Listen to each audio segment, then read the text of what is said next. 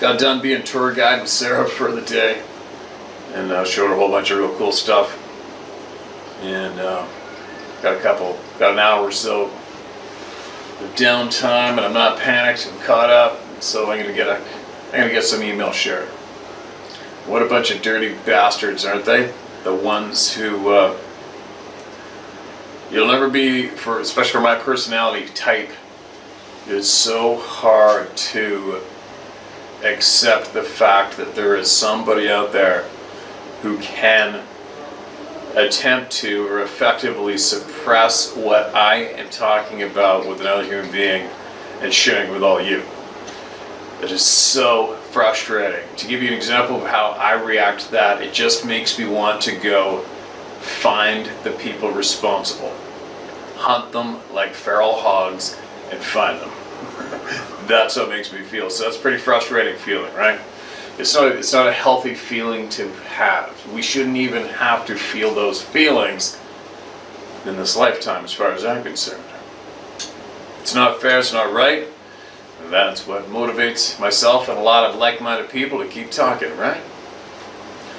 There's a man named Steven Crowder. Steven Crowder's a funny guy, original Canadian, lives in America, and he is very, very worthy of time to listen to as well. He can get pretty passionate. There's some other people who are around the same flavor of sharing truth. Tim Pool, what's his name? He's a Shapiro guy. I'm forgetting his first name right now. Same thing, but one thing that I do find that those characters will do, which I don't have much time for, is they will nitpick and pick apart and make a story about what somebody said. You know, in celebrity world, which I don't. It's like, whatever. We know who we should or should not be wasting time on, and there's no sense in talking about them and how outrageous they are and what I've done, what they've said. But I prefer to smash forward and keep going forward. I mean, you can tell who's authentic and who isn't authentic, who is helpful and who isn't helpful. Why waste time talking about what isn't helpful, right? Just keep going forward.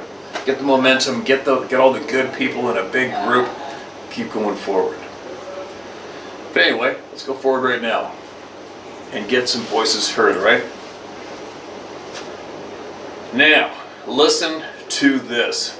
This is, of course, in the backup channel. We're rocking it out. The other channel is in jail right now. Very frustrating. But listen to this. This is titled Sasquatch in the NWT. That's Northwest Territories. Hi, my name is Henry. I recently watched your Sasquatch in the NWT video, and it gave me a kick in the ass I needed to send this email. I should preface this by saying I grew up in the Northwest Territories and have spent my days hunting and fishing around the Great Slave Lake and the Hay River area. I'm also a half Mountain Dene and a beneficiary of the Sato Métis. I do have a couple of stories regarding both Dogman and Nakani, pronounced Nakani or Sasquatch, but I'll get to those another time. What I'm writing about today, I feel, is more important. I'm 19 years old and looking to start a career in hunting and guiding, and I've gotten myself in a position as a packer with a well-known outfit in the Mackenzie Mountains. What I'm wondering is if you can give me a short rundown of, if possible, on the situation up there, and if there's anything I need to know before I head off this July. Okay, you must have been emailing me when my outfitter friend was emailing me about his native guides with the recording of the audio, right? I'm sending this email. In sending this email, I'm hoping to establish contact with someone who can provide me more information about these beings and, if possible, connect me with someone in the NWT who I can talk to about both my experiences and my family's experiences. Because I'm young, people usually dismiss my experiences and call me crazy when I talk about them. With the exception of my grandmother and grandfather, nobody else believes in these things, and it's kind of isolating. I know you're a busy man, and you probably will not see this, but if you do and you have a second, I'd really appreciate a conversation. We appreciate all you do, Steve. Thanks from the NWT. Sincerely, Henry B. Henry B. Henry B. Henry, I appreciate you, man. And I'm sorry that I didn't get your email in time. But at least I got to it, right? But you know what?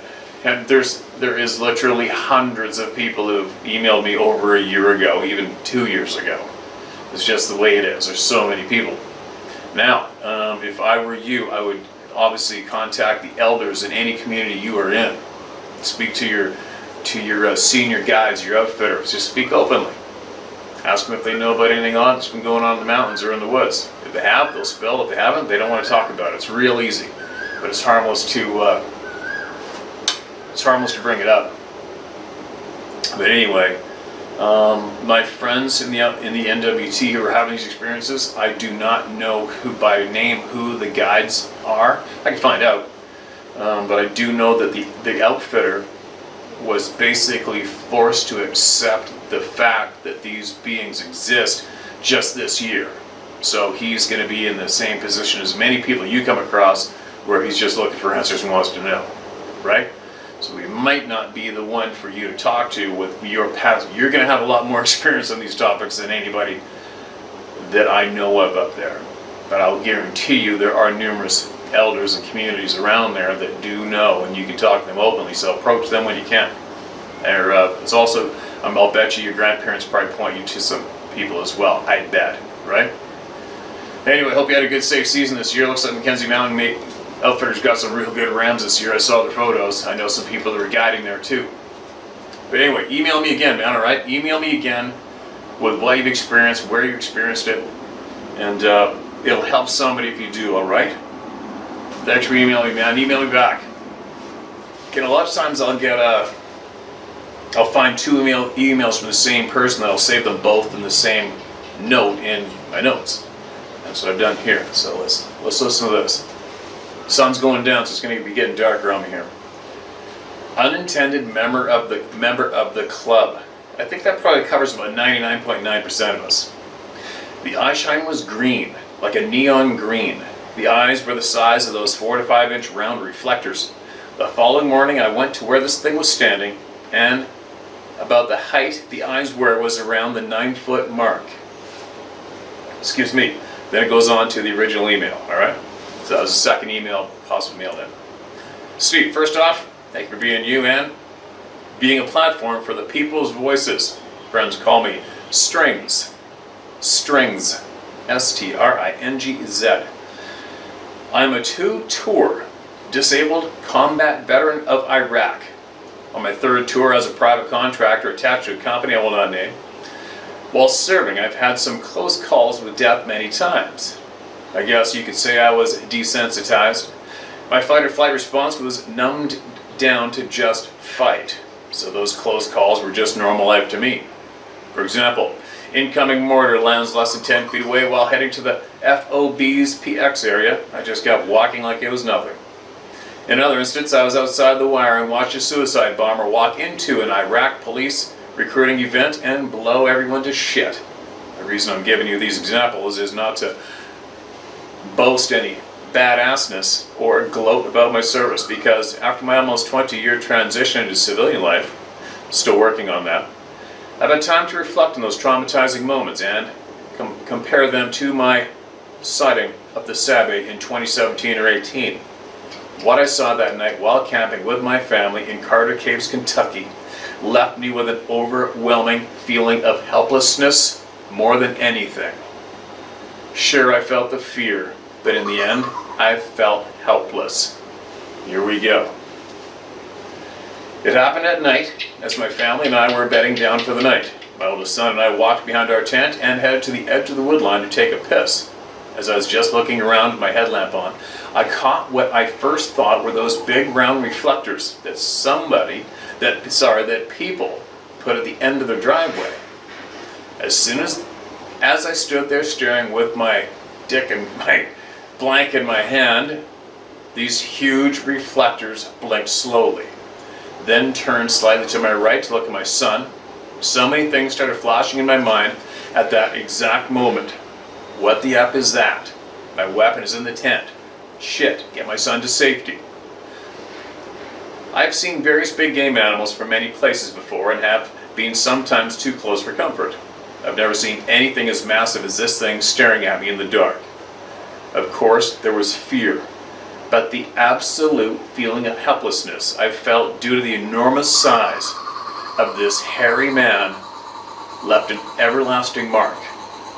It stood staring at me from 40 to 50 yards away, and I could make out the outline of its massive body. It was a new moon that night, so therefore the only light was from my headlamp. So I cannot give you any kind of characteristics other than it had real dark hair, because I wasn't concerned with that. I was concerned with getting my little boy as far away as possible. Immediately after getting back to the tent, my mind was trying to rationalize what I just saw away. I got in the tent, told my wife what we saw, and went to bed. I still wonder why we never just packed everything up right then and got the hell out of there. I've recently been hearing some strange vocalizations on my 15-acre farm in southern Ohio. Go figure. Southern Ohio again, right? So, I'll email my findings to you when they are complete. Stay true to yourself, brother, and if you ever come visit us poor folk down here in our tri-state of Ohio, West Virginia, Kentucky, you'll always have a place to hang out on my farm. Sorry for my grammar, punctuation sucks balls. I never claim to be smart. Strings. Strings, I absolutely appreciate you, man, and your time you just spent sending that in. Then another, I think we're running, right now we're still at 100% of the exact same reaction from all of our hardened combat veterans, right?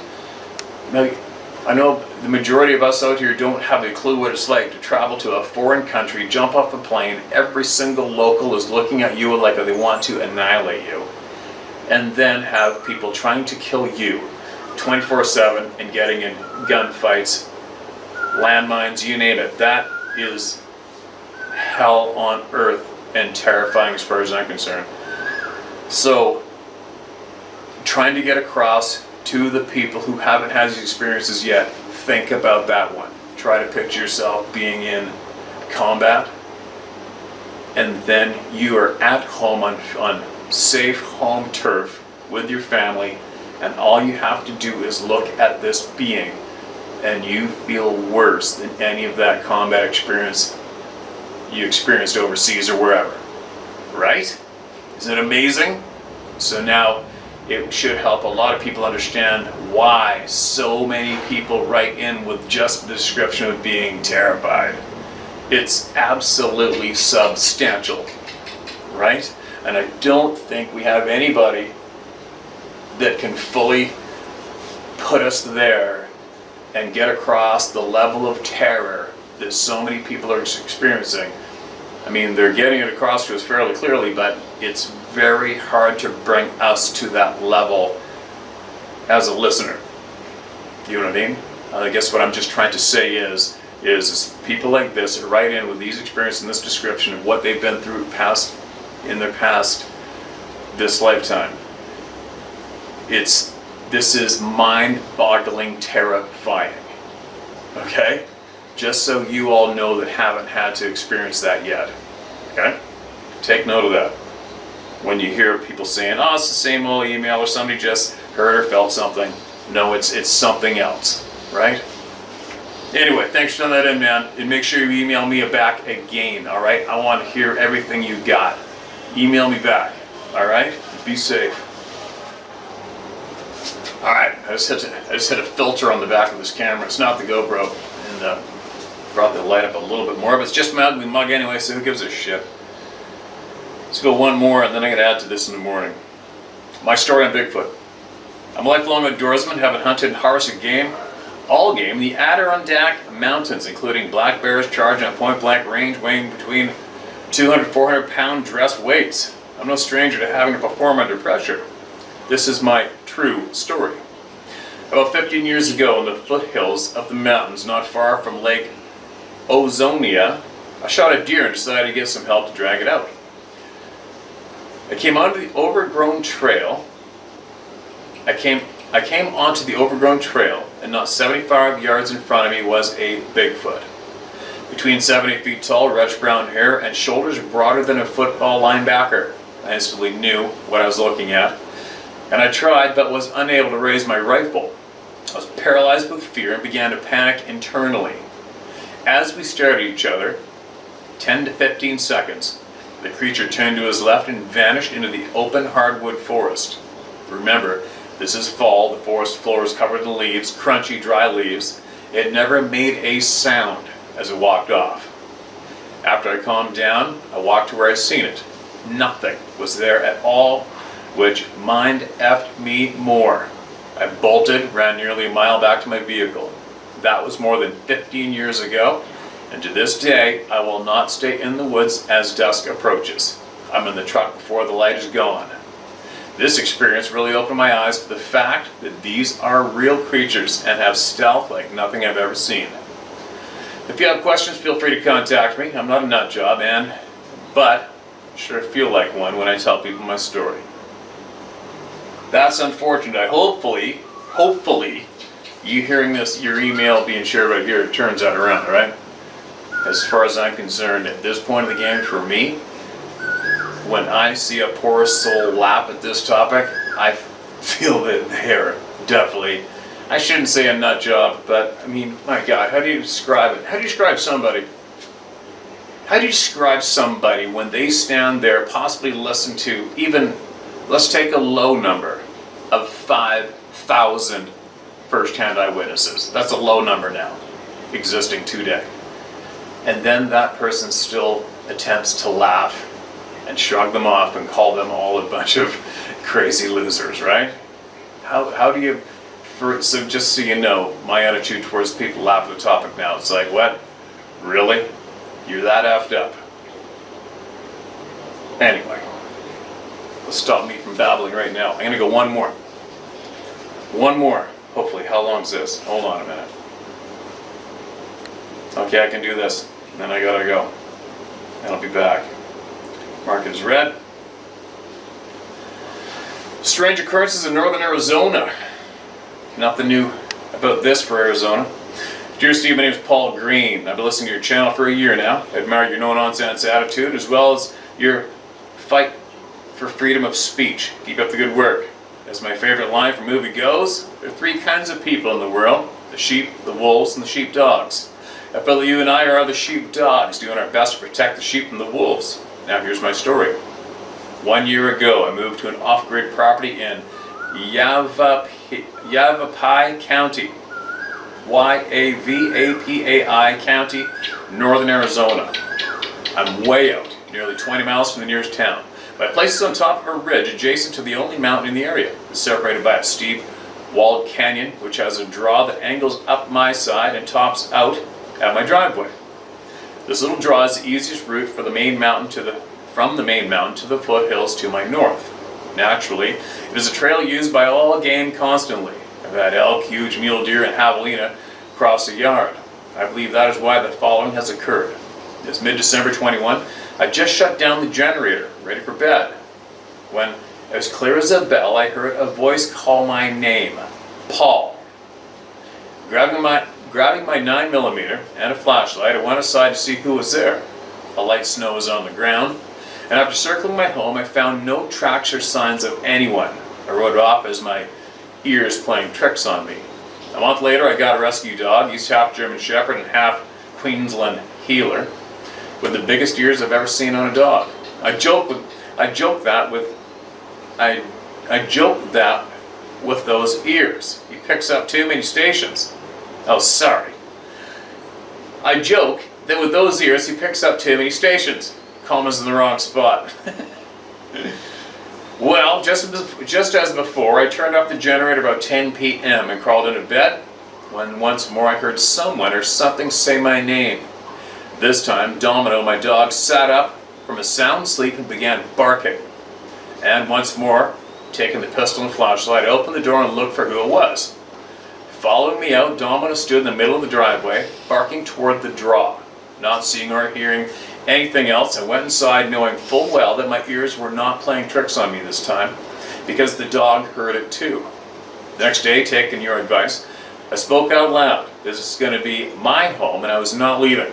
I only mean to improve the land and live off it as they are. Recently, my dogs, I saved another from being euthanized, started bringing home bones. First a femur of an elk, then a section of backbone from a deer. Now I have bones everywhere from javelina skull. I now have bones from everywhere, from javelina skulls to elk ribs. So I naturally had to follow them, and they led me to a bone pile, not more than 500 yards from my home. I've hunted, trapped, fished my whole life, so I know these are not parts left by hunters field dressing their kills, and certainly not from these different animals all in one place. Mine are not the hair-raising stories most of your followers share, however, are still somewhat thought-provoking. I've heard you mention the Arizona 4 on your channel and would like to get in touch with them. If you could help me contact them, your help would be greatly appreciated. I just want to know for sure if my presence will cause trouble with whatever may be sharing this hill with me. It's not that I have any fear. Like you, I consider myself a fighter if the cause is right. My wish is to just spend the rest of my time on this journey in peace with nature and all the creatures here with us. You know what, man? It sounds to me like you're doing it, Paul. And especially if they got a bone pile there. And you know what? I don't know about anybody else, but I'm really curious to see that bone pile. If you would possibly take some photos and send them to me, I don't have to share them. Because I've had a few people share the same description with me, and me being familiar with dead shit in the forest, I'd like to see it. And I have a funny feeling that you're okay. You gotta email me back and bug me, alright? Because obviously I'm on the other side of the planet right now. I got a lot of shit going on. And as soon as I shut the camera off, I gotta go. But I don't want to forget to put you in touch with the Arizona 4, okay? So, nudge me if I forget to, or one of you guys from the Arizona 4, you guys nudge me, whatever. Now we'll get you guys put together. But from what I've learned from everyone here so far, it sounds like you're okay. Because we've heard of some extreme examples of people being let known from some type of beings that are on their property that they're pissed with them, right? And it goes from everywhere from your house getting a shit beating at nighttime, you're trying to sleep all night long, your dog hiding under the bed. I just got goosebumps on my arm, so I remembered the beating on that cabin I was in. Oh, listen.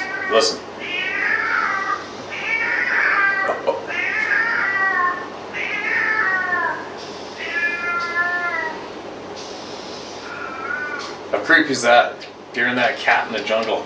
It's probably wild. Or was it a cat? Just kidding. Oh, there it is. It's an orange one. Get it! Get it! Sorry about that. Anyway, your home's not being beat on, your garage or shed's not being busted into, your garbage isn't being tampered with, your dog's still alive. I think you're doing all right, especially if you spoke out to him, right? Works for me. You guys have seen where I've gone. By myself every time. I'm by myself too, right? And I'm doing all right. But anyway, bug me, nudge me, and I'll put you guys in contact for sure anyway, right? And make sure you email back with updates of any kind of knowledge you gain or experiences and you want to share with the people to help them out. Get it to me, all right? Be safe, man. Now, oh yeah, I already did my one more extra, right? Okay, I gotta get going. I'm gonna get in trouble. I'll be back tomorrow, and I'm gonna keep feeding the shit out of this channel. Screw these assholes, man. I'm gonna feed the shit out of the channels. Anyway, I'm gonna bite my lip. I'll be back shortly. Bam, daylight, just like that.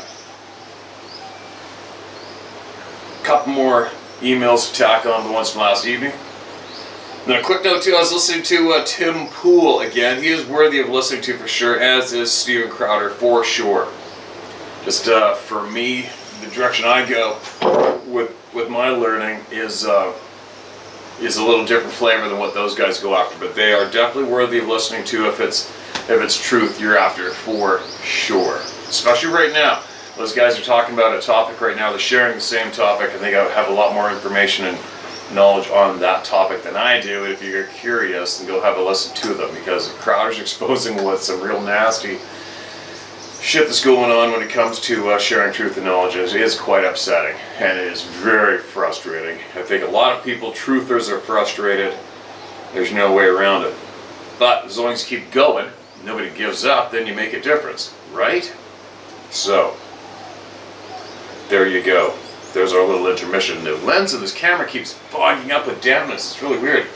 Very humid. You have to give it a wipe again. I don't think there's any monkeys around where we are right here. There's that little goofy squirrel down there, and I keep hearing some real bizarre sounds in this jungle behind me, but I haven't seen anything. I don't think there's monkeys here. I know where there is in another place not too far away. Anyway, babbling. Too much babbling. Let's get on hearing some people speak here. This is titled, Now I Know What My Dad Was Talking About Before He Passed. Hi Steve, you and Sarah are some precious people. You make me want to be the best person I can be.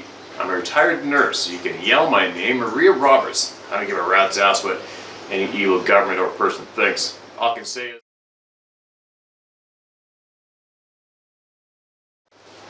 alright, I started to read an email from a nurse, and it turns out I'm not going to be able to share that one on this channel because they're just going to delete it, right? And get rid of me. So I'm going to put that one up on the Rumble channel. I'll have the link in the description below. So, carrying on.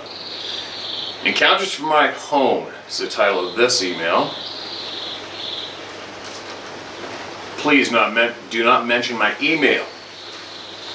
I'm thinking that's your address. I just want to start by saying I was posting to another site and still do about all my encounters, but I like the way you do things. As far as names go, I think that's not all that safe to do. The fact I've seen an aircraft hovering out back of my house that I know was secret military. So, I'll not publicly say my name, but you can see it in my email address. If it is said, so be it. I live in Maine and have had more encounters and sightings than most all supposed researchers, not by choice. I moved into my house 8 years ago, and by that time I had seen 2 Sasquatch and a number of encounters. I live in a heavily wooded area where houses are scattered about. Most neighbors have 50 to hundreds of acres of land, and also state-owned land just a 10-minute walk off my back deck. I only own a 6-acre field, and my house is in the middle of it. Every year I have Bigfoot in my yard, but almost never seen. Always in the warmer months from May to November, as long as there's no snow. They mostly leave me and my family alone. I've seen multiple Bigfoot while hunting down back. I was working night shift for some years, and about 3 years ago I got home from work at about 1:30 in the morning and was getting settled in for the night and happened to look out the back door and saw what I can only explain as a giant drone, solid black, looked like the ones you buy at the store, but large enough to hold 10 or 12 people, just hovering silent above the trees at the back of my field. I mean, just at the top of the trees. It had normal red lights like a regular aircraft. Definitely military. I'd seen a Bigfoot in the woods back here beforehand, but since that night, encounters seem more often for me back here, almost like numbers have increased since. Take that how you want, but I will say that definitely I think either more got dropped off or the military of some sort are hunting them with little success. I love your channel, man. Keep it up. It's getting out to whom it should. I only found out from another guy from a site I was posting to, but with little success at getting it read by the ones who need to know. Okay, man. No shortage of background sounds around this place right now. But anyway, thanks for that email. A little vague on your experiences. You might want to email us back with what you've seen and with descriptions, what happened, if anything alarming happened or not, and fill us in with what knowledge you have, all right, man? And as far as I'm concerned, well, I don't know. Teach their own what they know, what they want to share. And do I think there's a government connection with these beings? Not myself, no.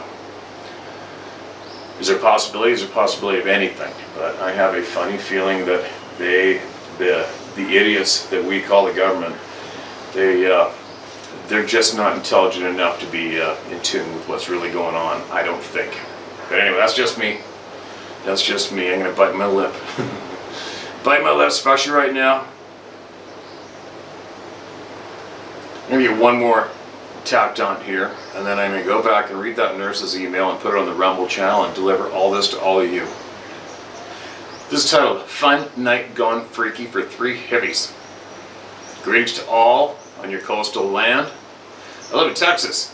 Been in the woods at this one lake all my life so far, in Jones County, lake named after a frontier fort, Fort Phantom Hill. Named so because as you near the hill, once you're on it, seems to disappear, or so the legend goes. Many paranormal things and creepy stuff in this land of live oak trees, thick briars, and lots of sand. We call it the Shinri. Heck to navigate. forget running. Paula, Crockett, and I had gone out that way early morning to watch a fantastic meteorite shower. This is in the spring of the late 70s. We crossed the dam, passed the spillway, and taken the left fork in the road where it would be dark enough to absorb the meteors. As we drove by the spillway, we saw other kids setting up for the same type of party.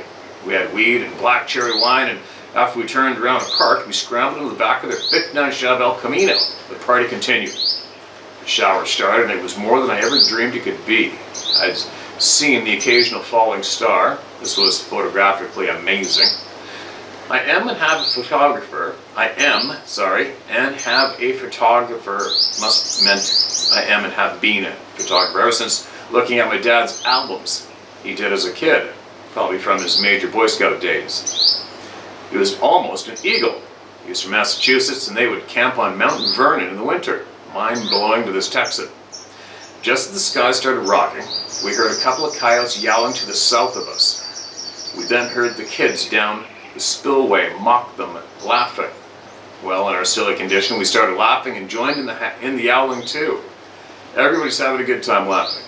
Suddenly, did I say suddenly, in a heartbeat, all our lives hit that downhill slump, sliding into sheer terror. The most unhinging scream tore through the earth right there on that whole area. It was like someone flipped a switch, stone dead, instantaneously silent. We were paralyzed. We had a park in our area with an African lion. We had all heard it all the time. It was a much smaller town then, Abilene. I had not ever heard that angry. Y'all better shut up and get out of here, scream ever. Of course, we were not moving. We were too stunned. Then, no shit, we heard it coming. Whatever it was behind us and between us and the coyotes. It came through the mesquites, stepped over a newly strung barbed wire fence, crossed the dark road, stepped over that by the El Camino, and walking up through cactus to us. One by one, we jumped out of the bed and into the truck and tore out for our home like blue blazes. I don't remember if we said much of anything on the 12-mile trip home. Once we got there, words did come. What was that? I don't know. Were you scared? I asked Crockett. No. You want to go back? Hell no. We had a sighting in Hawley, Hawley, that made the front page of Abilene Reporter News. 3 teens confronted one in broad daylight. It was named the Hawley Hymn. In Anson, 20 miles up the road in the 30s, Galen's daddy and friends used to chase the ape man up and down the creek. Lots of stories, but this is ours. Sorry it is such a book. I went back the very next morning in my truck. That fence, more than waist high, maybe 4 foot, the wire was new. I'm 5'11", and that thing just stepped over those 2 fences.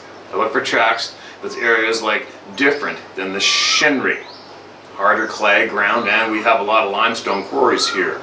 We didn't smell anything. Story of a lifetime. Been telling it ever since. Great safe hunting, fishing to you all. Did you say to use your name? You didn't say not to. I get so screwed up sometimes. Diane Barslow. Diane, thank you very much for that email. Absolutely appreciate it. And I'm sure our sleuths are going to go digging up those articles you mentioned, the sightings you mentioned for sure. And more people are inducted into the Club of No Return. I wonder how big the club is now. Like seriously, how big do you guys think the club is? Right? Globally, it's huge. I wonder how many clubs are bigger. Anyway, my mind's scrambling. I got a lot of stuff on my plate, and I'm going to get going. But I can't wait to be somewhere in the middle of frickin' nowhere, so I can show you guys some jungle, some wildlife, some weird shit, maybe. Sounds like the ones you're hearing behind me, but more. And then, yeah, I'll keep carrying on and get to that point where I can relax more and hang out more and share everything with all of you. So, I'll be back shortly.